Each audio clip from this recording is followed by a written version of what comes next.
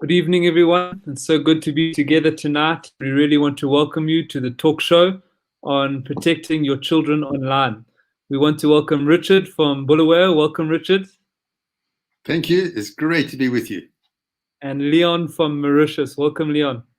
Hi, Levi. Hi, Richard. Good to be with you guys. So, interesting topic tonight, Richard, protecting your children online. I think it's very valid for the time that we live in. And just before we get on to things, I just want to put a number up here on the screen.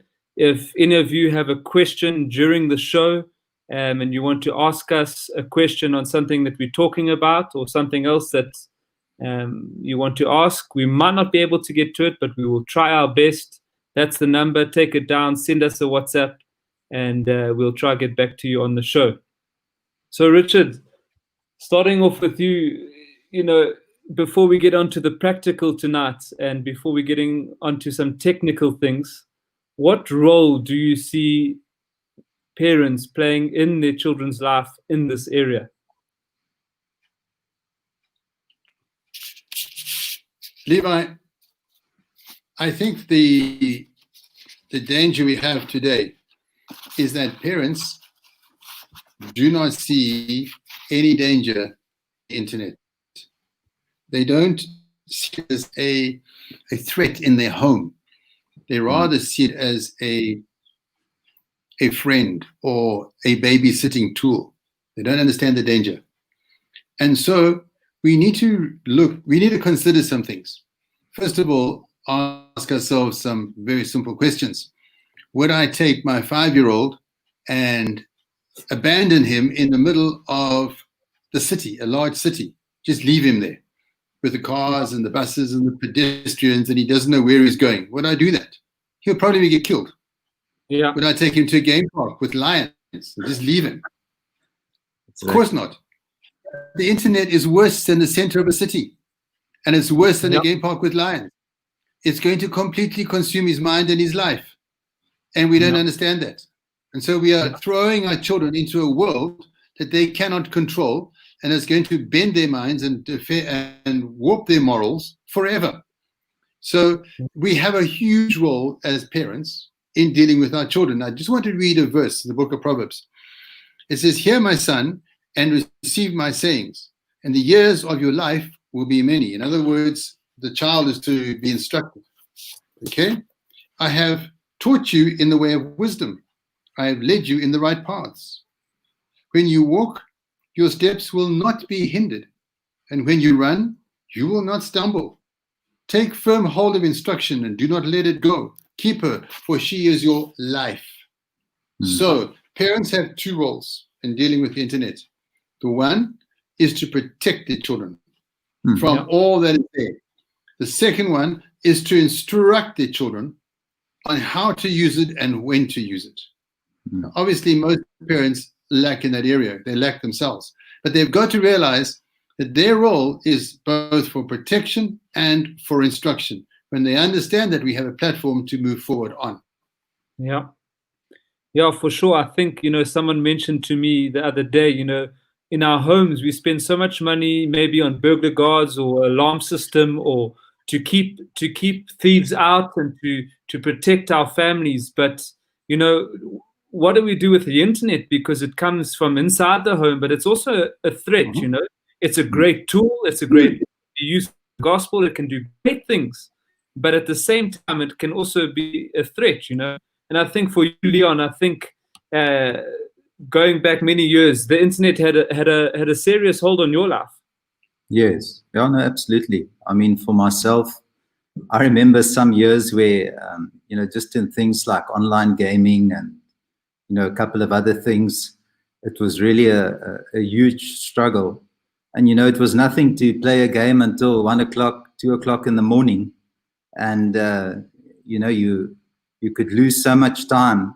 But I think just as Richard was sharing, what's so important for us as parents to realize is that sadly now all of these things and all of these dangers, we can bring in right into our living room, right into their bedrooms.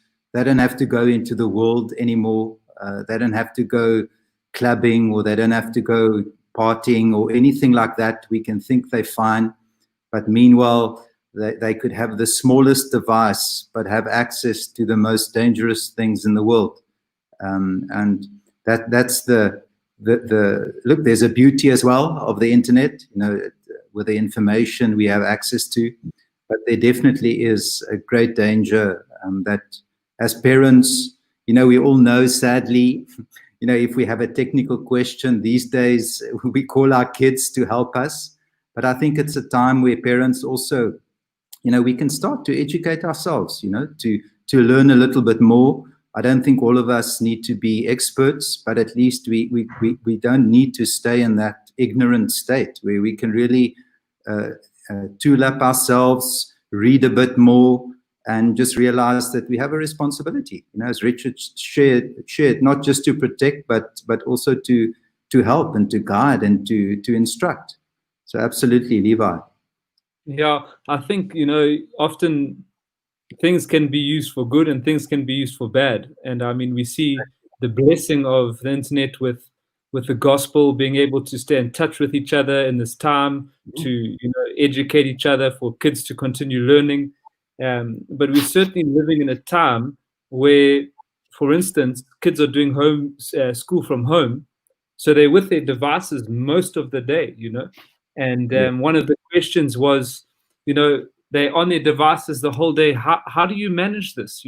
How do you know if they're doing schoolwork, or how do you know if they're looking at things that are not right? And for me, I think one of the most important things, Richard, is the relationship you have with your children. Mm-hmm. Okay, so a lot of people think that if my child has a project and we're going to sit and look at a screen together, and we're going to work out the project, that we're building relationships.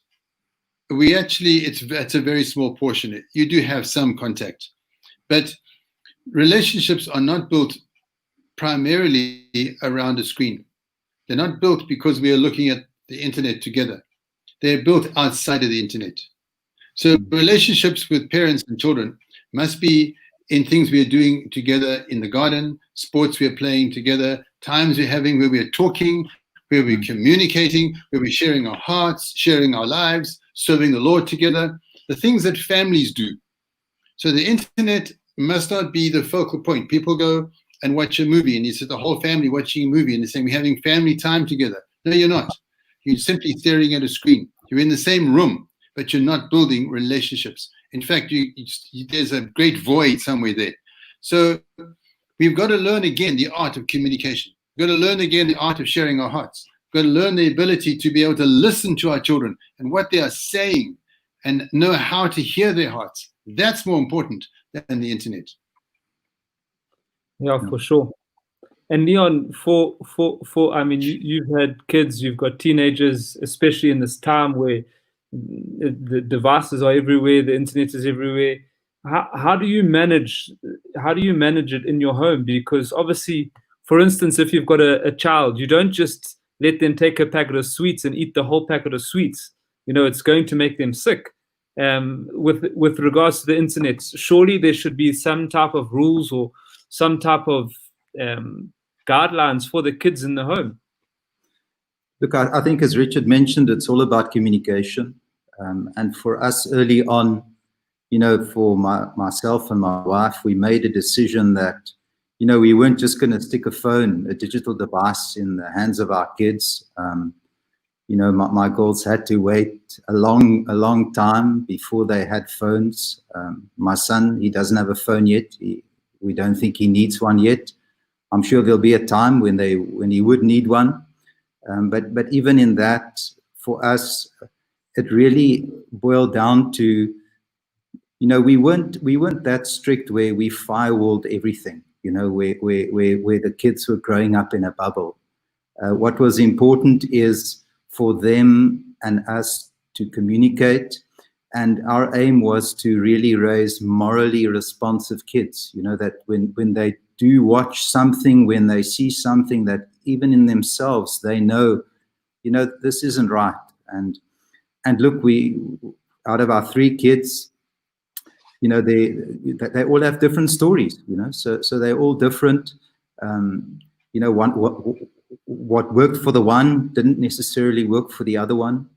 And I think it is communication and just sitting down as a family and monitoring device time and also access to computers. Definitely, it's not just a free for all.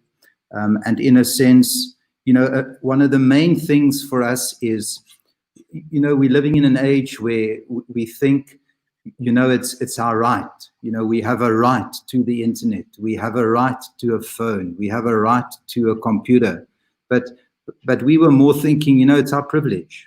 It's a privilege for me to be on the internet. It's a privilege for me to have a phone, to have access to all of these things.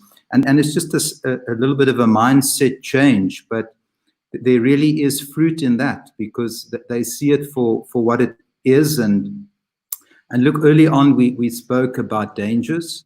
And, the sad thing, Levi, is that, 90%, in some studies, 90% of kids between the age of 8 and 12 would have seen pornography at least once in their life, So these things, it really is, if I can keep my child from it, sadly, in today's world, it's an exception. Yes. And that's why more so, as parents, we need to be more vigilant than ever. Obviously, as Richard shared, with the heart of the Lord, and in the spirit of the gospel. Yes. To protect and what them. what are those dangers, Leon? What can you give some of? One of the dangers that I heard about, there was a young boy. He was at school. He himself was not into pornography or looking at things, but the older kids in the grades above him got hold of him because they knew he had access. They had seen him on a device, and they pressurized him to get pornography for them. And so those are the type of things that kids can be facing. Yes. So Levi, I think most parents, hopefully, they know the kind of the four main ones. We all know about cyberbullying as a danger. Where some use the identities on the internet as an escape, and because on the internet we're anonymous, it goes both ways. So sometimes, the internet facilitates, this distribution where I can't take anything back and I can't delete anything, and in that world, there's certain things that happen. People can be excluded, they can be harassed, they can be humiliated, they can be stalked, there can be identity theft. So we just naming a few of those things, but all of that is really a bullying, fake profiles, damaging of someone's reputation, even to trick someone to gain their trust, and then you divulge, a personal information about them, or stealing an online identity and masquerading as if you're someone else, So cyberbullying, we know, is a huge one. Yes. And I think many of us, we are aware of some cases, where it got so bad that, suicide was the only end that the poor child could see, Yes. All of us know pornography, the dangers of pornography. It's one of the biggest industries online, readily available. 70% of all pornography on the internet is for free. It's just a few search items away. Danger that we're seeing as well on the internet these days with social media is what they've termed sexting. So where we take our building of relationships and even, sharing images of ourselves or videos of ourselves, personally. And unfortunately, if I send something to you on WhatsApp or as a personal message, I might think it's in confidence, or I might think it only stops at your eyes, but, in a digital world, it doesn't work like that, We all know the danger of online predators, where there's platforms, particularly online games, where children are isolated, it's a slow kind of process where the predator builds sort of the confidence in the child to really convey that, he's the only one that really understands them, and slowly but surely they isolate them from their parents and even their real life physical friends. And these predators then, there's been some cases where horrible things have happened to kids, where the child might have think it was a fellow 14, 15, 16-year-old they're playing with online, as an example in a game, but it's a 60-year-old person, Yeah. Some other dangerous things like malware, where I click on something and it infects my computer, and maybe it can steal a video feed, it can steal what I type in on my computer. So in all of that, we must be careful what we download. Some other dangers, if you think of privacy problems, we should always be mindful what we create online, specifically with personal information, even small details like our age, our location, all of those things, it doesn't need to be public, and what we don't realize is public means public. It doesn't mean it's just that. So if there's 2 billion or 3 billion internet users, it means it's public. All of them can see it, And there's so many. Obviously, there's so many different dangers. I mean, it's it's like when you in a country, there's certain dangers in that country which aren't in another country, and it's the same thing online. In games, dangers in certain platforms, there's other dangers, and I think for me, again, it goes back to what both of you are saying, is that it's important that we have that relationship with our children, that we know what they're doing online, that it's not a separate life that they have they don't have that right, as often is portrayed by the world, to have a separate life online. And I think for me, that's important to keep that link, Richard, a question has just come in and it says, maybe a certain family in the church is fine for their kids to watch certain things and to be involved in certain things online, but you and your family are not okay, but your child goes to play at that home. How do you deal with it with the right heart without bringing unnecessary offense? Or how do you guide your child in that type of situation? Both families serving the Lord, want to serve the Lord, but just different views on things.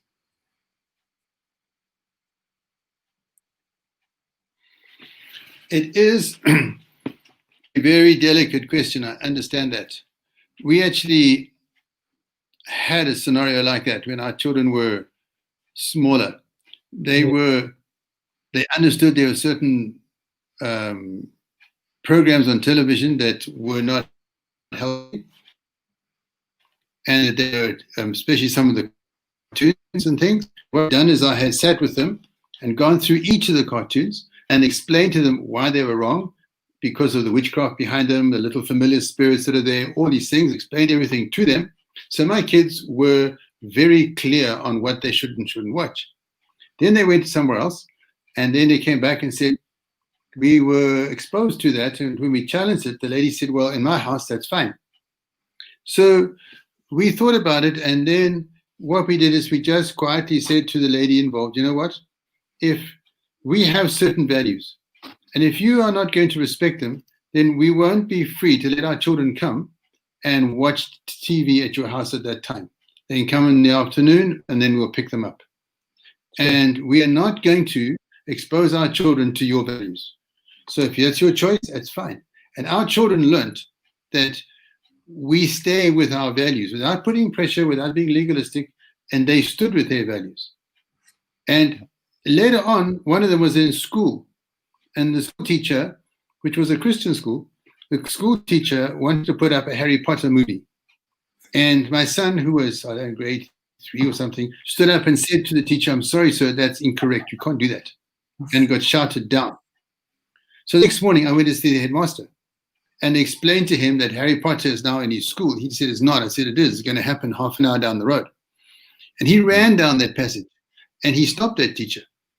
And my son was so proud that his dad had supported his beliefs. And what it did is it reinforced righteousness in him. So he was very confident to stand for what he believed. And it's very important that as parents, we don't throw our children out to the dogs. That the values in our home, that they feel that we support those values. And when they stand for them, they feel that we have that support with them. So in our relationship with our friends in the church, be careful. Don't bring law. But at the same time, don't just throw your children under someone else's authority and let them do what they like. We never did that, ever. And our children grew up with very clear values. Sure. And just moving on from that, and if some of you parents are watching at home and your kids are around, obviously some of the things we're going to be talking about, it's aimed at parents and not suitable for kids. So if your kids are around, I encourage you maybe just to go and read a book, or I'm not sure what. Don't just put them on a device. Oh, exactly. Leon, you know what? A question that came and says, what do I do if I suspect my child is being exposed to porn or sexting? How should I respond to that? What should my heart be? What should the response be to that child?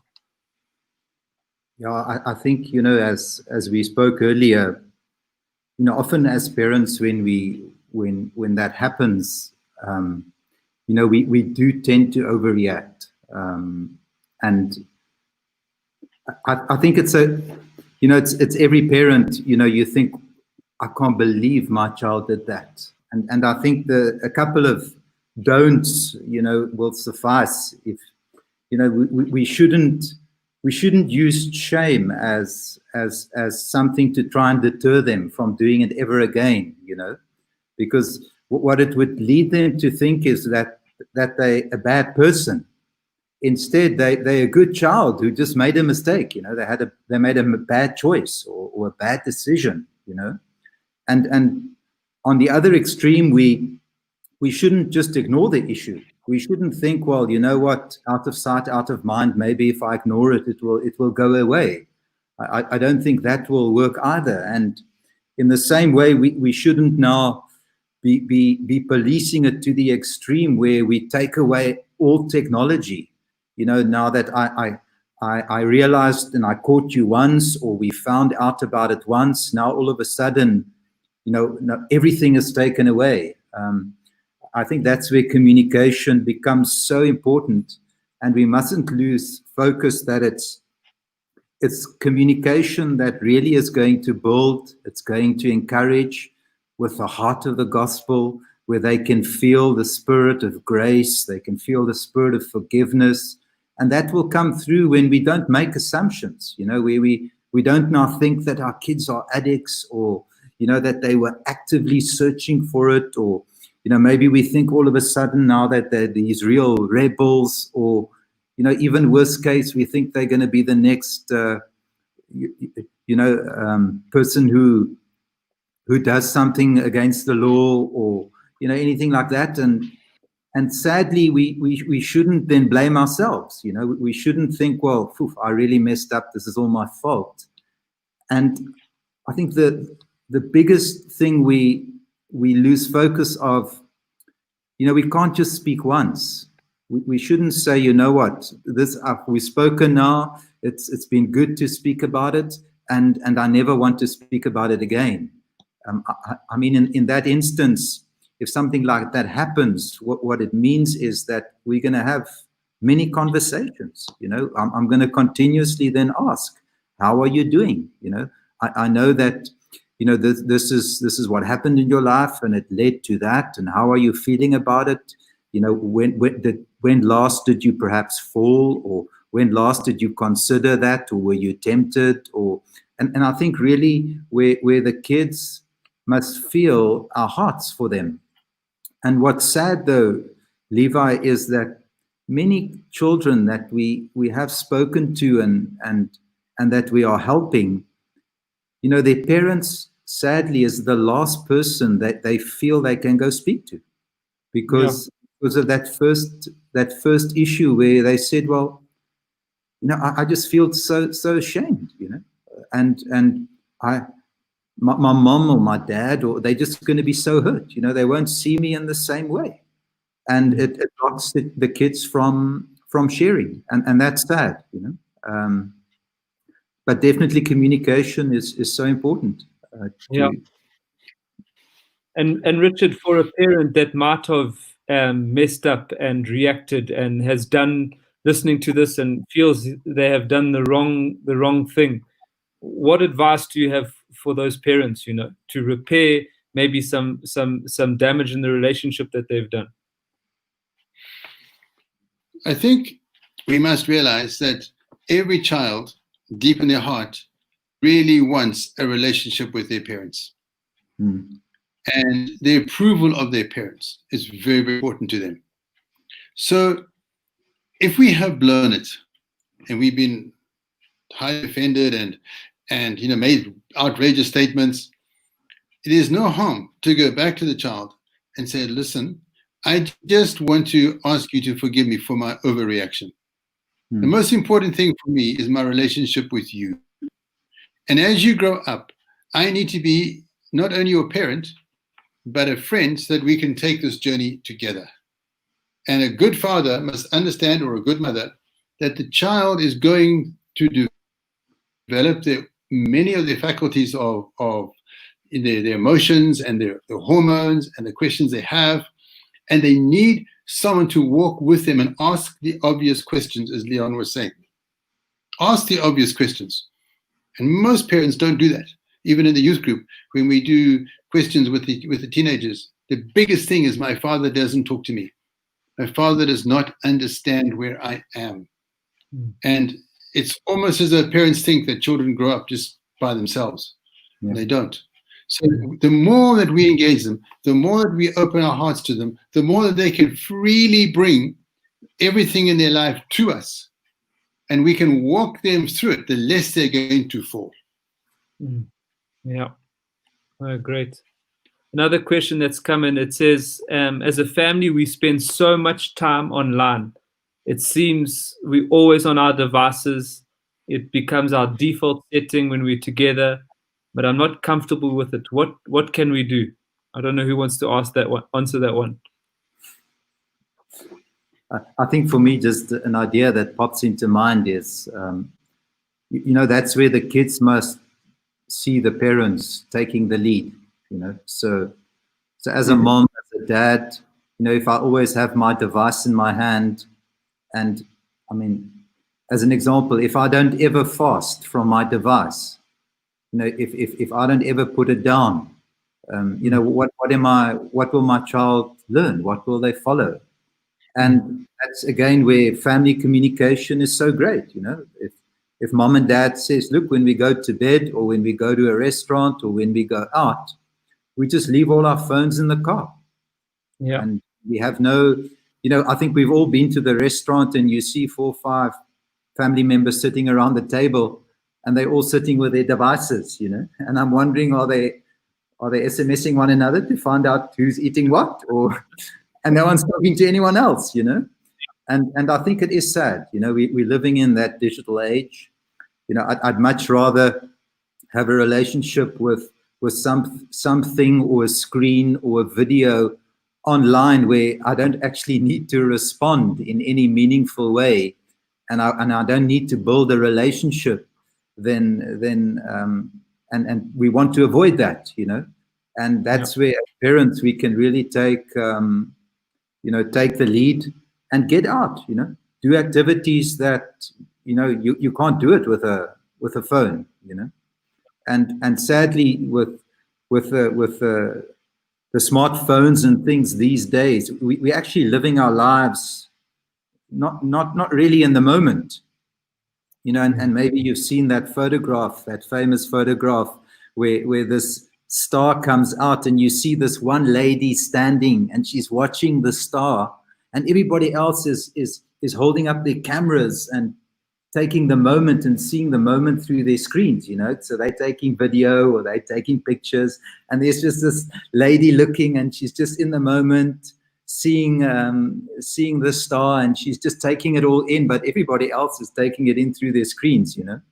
And I think it's important for us as parents to talk about it, to discourage it, to also limit use. There's nothing wrong for me with saying, guys, we've had enough time. Yes. Next week we don't do anything online in the evenings. I mean, nothing wrong with that. But I think it is about wholesome communication. And Leon, on that point of communication, Richard, obviously some parents are a little bit out of touch on what age their kids are exposed to things. I mean, there's stories of kids looking at pornography at the age of 8 years old. How, as a parent, how do you approach it with your child? Surely you should speak about it before it happens and say, listen, I don't know, what do you suggest in that area? You mean talk about the pornography or the screen time?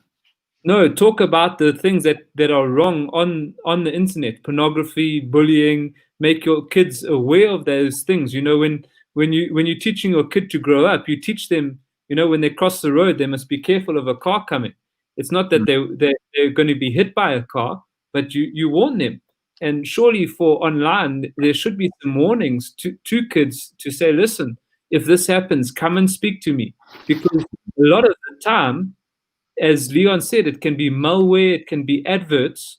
A kid is just doing some research online, and some things come up, and they're hit by it, and then they're intrigued by it. Mm-hmm. But again, it must come down to the relationship the parent has with the child through the screen. In other words, am I aware what my child is watching? And have I sat down, and definitely it's age related. So as the children grow older, we are going to make them aware of what they could be facing. So we don't want to rush it too fast, but at the same time, we need to help them to see the boundaries. We need to have protection for them on their screens. They need to be, no, we can't go here, we can't go there. And then at the same time, we need to, as parents, as I said earlier, start to state the obvious. Ask the obvious questions so that the children there's no secrets. They're not taken by surprise on something on the screen. We've helped them work through it. But we have to know when and how to do it. Yeah. Maybe, Leon, you could expand that a little more, because there's things there that I think you're better equipped to answer. I think Levi, it is about, I'll use an example. It's about communication. So for my son, he loves science. He loves exploring new things. And there are some channels on YouTube, some guys that he follows, Mark Rober and a few other guys. And we've sat and gone through each of the channels that he likes and he enjoys, where we together, we can feel what kind of content is it? What kind of personality is that? And what's interesting is it's come now where he's actually said to me, I don't like this guy. I don't like his language. I don't like how he speaks, or he's too aggressive, or his language isn't nice, and I just don't like his behavior. And I think there's an element where we can explore things with our child. We can communicate with them, but I think for screen time and how much screen time is needed and important, what we mustn't lose sight of as parents is these things: social media, games, the internet, all of these things are made to be addictive. Yes. The guys who create a new game, they're not making it so that you only play for 5 minutes. Facebook as an application isn't created so that you can only spend 5 minutes and then log off. Yeah. That's why they invent something like infinite scrolling. Yes. On these apps, you can't get to the bottom of it. So you could sit there and slide for for 2-3 hours, and most of us, we've done that, where you're scrolling and scrolling and scrolling, and then all of a sudden, and half an hour into it, you think, well, what am I doing? You know, I'm never going to get to the bottom of it.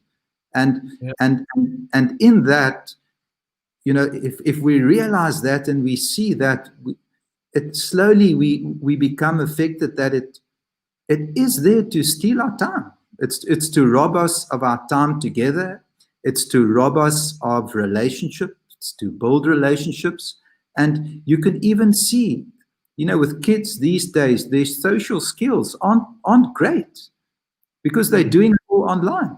Their communication skills aren't that great because of just how they're texting one another, the language they might use, and all of that. And I think more and more we need to be aware that it's the less screen time, actually, the better. And obviously for young kids, I mean, we know there's so many studies that speak about screen time for them, that it's not really needed, at least in those development years, that they shouldn't actually even have much screen time. You know, it's not needed because their motor skills are still developing. I'm not an expert on that, but on that, I think more and more we must realize that for that there should be boundaries, and those are where we communicate clearly with our kids, and it's no problem to set some of those boundaries to say, you know what, not more than whatever for our family is okay. If it's an hour a day or half an hour a day, but it definitely shouldn't be the default. You know, it shouldn't be where I come home from school and I'm on the internet until I go to sleep, and I take my phone into my room, and you know, I'm online the whole day. And on that subject, Leon, obviously, guys, we don't have the time to go through everything on teenagers. I mean, the next thing with teenagers is gaming, addiction to gaming. But I think let's continue to move on, and we'll have to see about those ones. But as Leon has said, you know, for young children, brain development, you know, I've been got some information, and most studies say that children shouldn't have screen time at all before 18 months, unless it is screen time that they are interacting with their grandparents or Joe Soap or whoever. There's an interaction. It's not a blob, you know, just put your kid in front of a screen. And today we see many parents using a device as a babysitter. We see many parents just putting a child and putting them in front of a screen so that they don't have to take care. And it's hard as a parent, you know, when you're tired, you've been working, there's a great temptation just to use technology just to chill. Yeah. And Richard, I'm sure, being in a school, being a headmaster, you've seen the effects of this in children's lives. I don't know if you have anything to share about that. Oh, definitely. Okay, so we've had the privilege of dealing with children in the school now for well over 10 years. And what we've noticed is that over the 10-year period, the youngsters coming in the bottom have been increasingly affected by screen time. So what am I saying is, 10 years ago, the children had a far better cognitive awareness of everything around about them, whereas now they are definitely further behind the kids from 10 years ago. And what parents don't realize is that when a child is growing up, when it's born, his brain is not developed in all of its global awareness skills. The child has to play. He has to go outside. He has to feel dirt in his fingers. He has to taste. He has to touch. He has to experience distance. He has to experience the real things for his muscles and his brain to work out all the distances. And when you put a child in front of a screen, you actually are completely retarding his development. Yeah. Completely. No. So you are sending a child to school now semi-retarded. It's simple. So a child who is, he you're affecting his motor skills, you're affecting his cognitive skills, you're affecting the sights, the sounds, his way to relate to the world, everything. A child below 18 months, no screen time at all. From 18 to 24, sit with your mother and play a few games, whatever it is, read something, sounds, with an adult next to you. And only after we turn 2, between 2 and 3, then no more than 30 minutes. The child doesn't need any more than 30 minutes a day. 4 to 6, 1 hour a day. That's how serious it is. Our children must grow up without a dependency on the screen. Yeah, for sure. And I see it for, my own child, that, it can even become an addiction, when they've watched something. Now it's like when you feed a child a sweet, they're always looking out for that sweet again, and as parents, we have a huge responsibility. And for me, growing up. Okay, can I just make a comment here about addictions? Yes. And Leon, you can help me. But there's something, and I stand to be addicted, but I think it's dopamine. Every time you're on your screen and someone connects on your WhatsApp and gives you a like and whatever it is, it triggers a little bit of that chemical in your body and makes you feel good. And so it's addictive. It draws me into wanting to watch more, get more likes, be more into it. And what's happening, it's a little bit like cocaine. It starts to increase my sense of self-worth and awareness. So if I don't get liked and things don't work, I get depressed. We've got to realize that it's not just the screen. It has a psychological and a chemical effect upon people. Exactly. It's the feel-good chemical, Richard. So, and if I felt it, all of these things, particularly something like gaming, particularly something like pornography, all of those, it's dopamine. It's what it releases in us. And that's the pull. That's the addiction. And some have said it's similar to a drug addiction. It's the same stuff your body is going through. So it is very tough to get off all of that. It can be considered an addiction. And what do you, Richard, obviously in the church we're not blind, and obviously we parents and we pray together.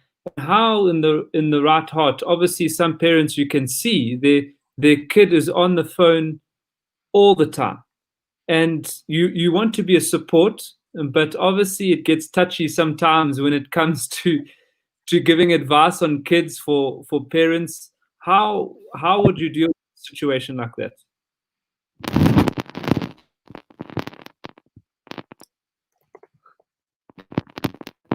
Hey, Richard. I've lost your audio, Richard. Richard, are you there? Leon, can you hear Richard? No, I can't. I've lost your audio there, Richard.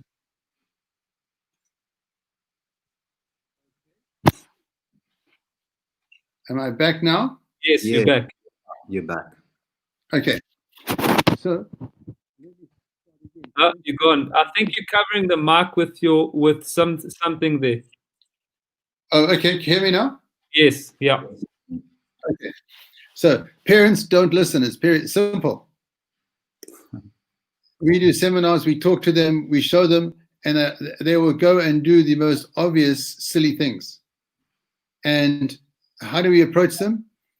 They get very sensitive sometimes. And the best way we can do it is to do it as a church, as a community, and say, folks, like we're doing tonight, let's gather and talk about the effects of these things, so they're in a public forum and they can listen and make decisions. If they come to us with issues, and we can point them there. We must be very careful we don't attack people, so that they suddenly feel, we're a failure. But we need to help them, definitely. But my experience is very often the child is like it, and because mom and dad they don't see the danger, and they're so busy at work that they have given a child a tablet so that that tablet becomes their babysitter. That tablet is raising the child. And they've come to that, and that's how they want it. Not understanding the dangers. Yeah, for sure.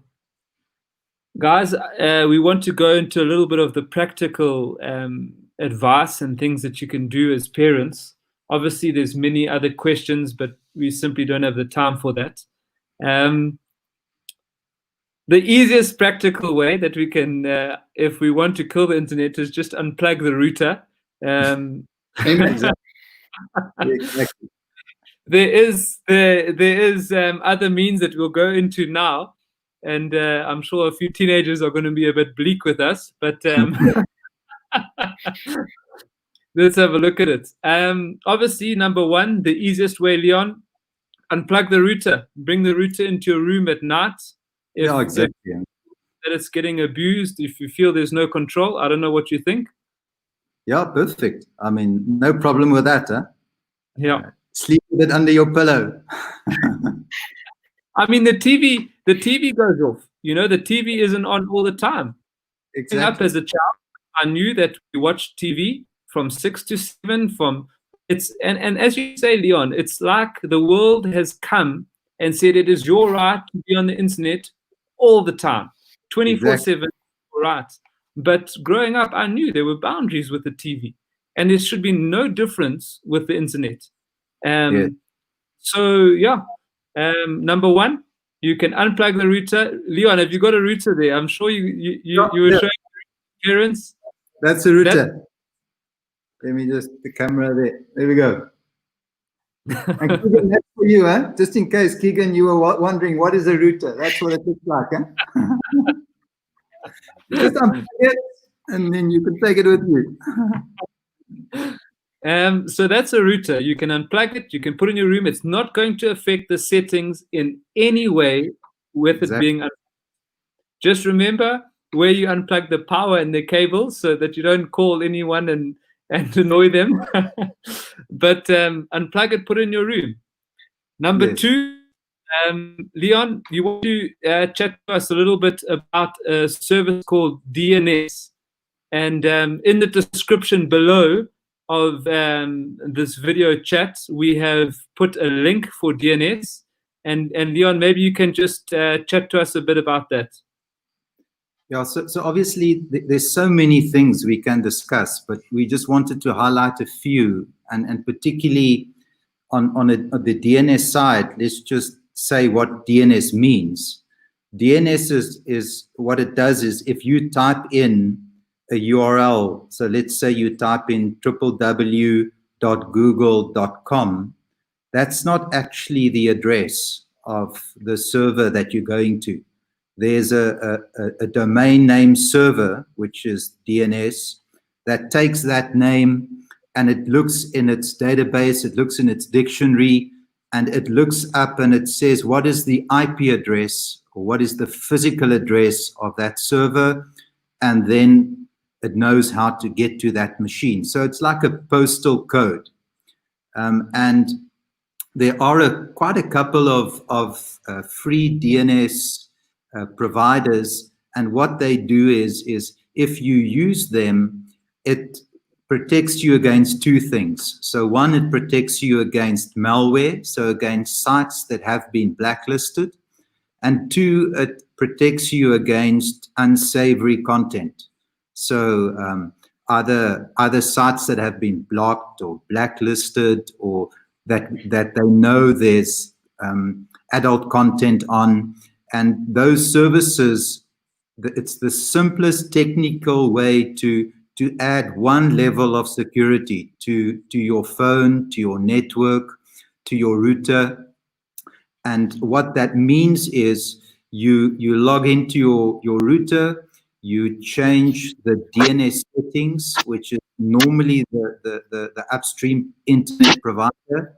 So you can either do that on your phone or on your computer or on a router. But what's nice about the example that we sent is on that link, you'll actually find a place where they speak about if I have Android phone, or if I have an iPhone, or if I have this brand of router or that brand of router, how do I enable this DNS?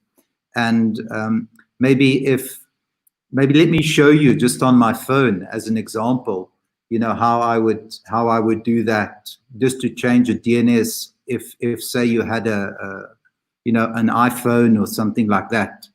Yes. So Levi, if you just bring up. Yeah, I'll bring it up. Unlock your phone there. So not everyone sees you unlocking your phone. So here you go. So I've gone into just the normal settings for my phone. And then you can see there's my Wi-Fi. I click on the Wi-Fi. I see that's the current router that I'm connected to. I go on the information. And then you can see that's the IP address details. And here at the bottom, you see there's a configure a DNS. So most of these DNS providers, that they have multiple DNSs that you can choose. One which is very aggressive, less aggressive, and then maybe that only blocks malware and virus-based sites. But here, all I would do is I would go to not automatic, go manual. I say I want to add a manual DNS. I say my DNS I want to add. And in this case, for our example, what it would be is I'll just enter the IP address, and it would be something like this, 185.228.168.9.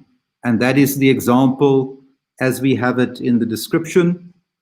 And what that would do is, let's say I go to an unsavory or pornography site, it would run off to this new DNS, see that it's a site that has been blocked, and it would basically redirect you to a safe page or to a default page. And that really is one of the easiest ways to allow some level of content filtering. Sure. And the main benefit is if you could do that on your router, on your main device that gives you internet at home. That would be, and it's really it might sound a lot more complicated than what it is, but it really is changing only one setting, one field on either your computer, your phone, and if you only have one access point, it's perfect if you can limit it on that. Yeah, because also I think as parents, we need to have a heart to learn. Kids these days are so advanced, way more than their parents. They can look at something, they delete the history. The parent has no idea. I mean, but as parents, we have to educate ourselves. Exactly. When you're protecting your kids at school or wherever, you're learning their teacher's name. You know who their teacher is. You know what school they go to, and it needs to be the same thing with the internet, where we have a heart as parents. We can't just say, "Oh, I'm an old person," or "I don't know," or I'm not saying all old people don't know, but I'm just saying that that's often a phrase that I hear, and it's our responsibility and it's parents' responsibility to educate themselves. And that link, it gives you literally step by step. If you've got an iPhone, if you've got an Android, if you've got this make of a router in your home, and let me just explain quickly, you can either, what Leon is saying is you can either put it on the device or you can put it on the center, like the router where the device gets the internet from. So basically on that thing, on the router. So if you do it on the router, you're stopping it before it even gets to the device, which is the ideal scenario, because many people will just take off the DNS on their device. So that's one option. And obviously there are other options. I just want to show everyone another option that I have at my home. And also in the links below, we have put some of these devices you can buy for your home. And I just want to say to parents, we'll spend thousands of rands or hundreds of rands or hundreds of dollars on certain things for our kids, to protect them, to look after them. But I think this also needs to be our priority for protecting our kids. They aren't cheap, but they work well.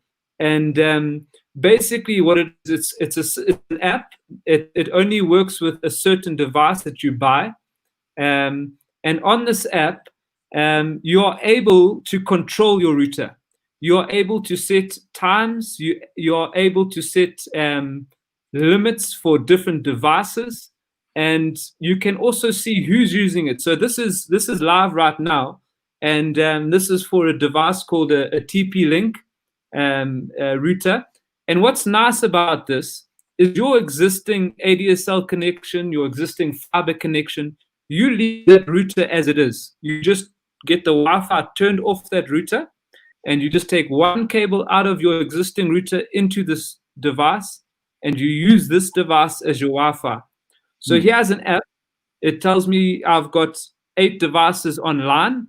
There we go. You can see it's got Levi's iPhone, Levi's MacBook, the baby camera, the Fire TV, Harvest iPhone, different devices. It's showing me that my MacBook's using the internet at the moment. What's nice for some parents is when their kids are sucking all the internet, you can prioritize devices. So my MacBook has a little star next to it, meaning it's made priority. But for parents, and again, Leon, also, as you were saying, on this device, it's got some filters. So it's got that same database as the DNS, and it keeps those websites, keeps updating continuously those websites in its database that are malicious or that can are carrying malware and things like that. But yeah, this is a great thing for parents. So I've just renamed some names in our home, so I don't name shame the guilty. So, for instance, we've got names here. So, first of all, this is very simple. We've got George, Joe, John. First of all, I can click pause on George. There we go. His internet is off. No longer does he have internet, but the other people have internet. Then I can enable it again. If I go to George, it gives me insights. It doesn't tell me exactly what he's been looking at, but it can give me insights. So here, George, I've put filter levels on George.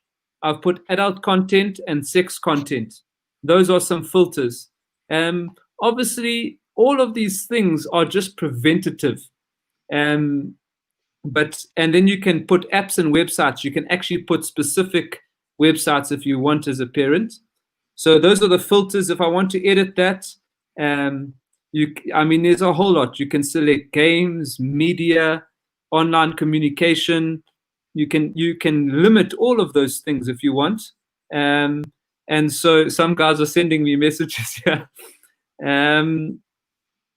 But on Insights, if I go to Insights, it will tell me today that George spent 2.6 hours on WhatsApp, 2.1 hours on Facebook, Apple iMessage 1.8 hours, and it gives you a breakdown of how long the person is spending. And you can go today, yesterday, and the day before. I'm sure you're all wondering who is George. I'm not going to tell you. But for me, it is a brilliant investment for a home to have, because at the end of the day, as we say, it's the relationship with our kids, it's those things. But at the same time, we want to be aware of what's going on. And then what's nice on here for George, I can add his devices. It's not just Keegan, stop messaging me. On the devices, I can add different devices here. Please, can you stop messaging me, guys? So on here, it's got devices. On time controls, it's got time limits. So I can set on weekdays, daily time limit 2 hours, or I can set whatever time limit I want for that person on the day. So if they're a young child and I'm leaving a device at home, I can set half an hour for that device.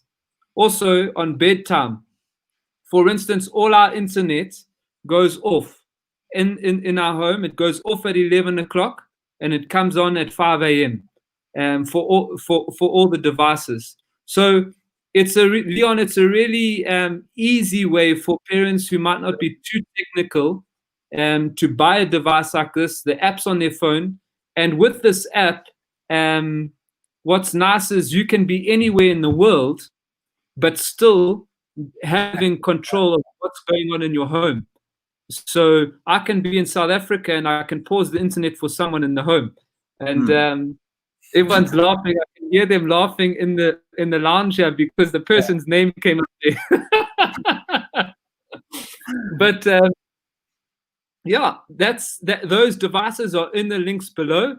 You can order some of them. You can order on Amazon. They will come from America. It shows you the tax amount. It shows you the shipping amount. To buy them from a normal shop in South Africa is a fortune. But if you order them on Amazon in America, they ship all over the world, even any place that has DHL or FedEx. They ship. They even calculate the tax and they calculate the shipping fee. I've also put some other, I've put Takealot in South Africa there, a device for South Africa.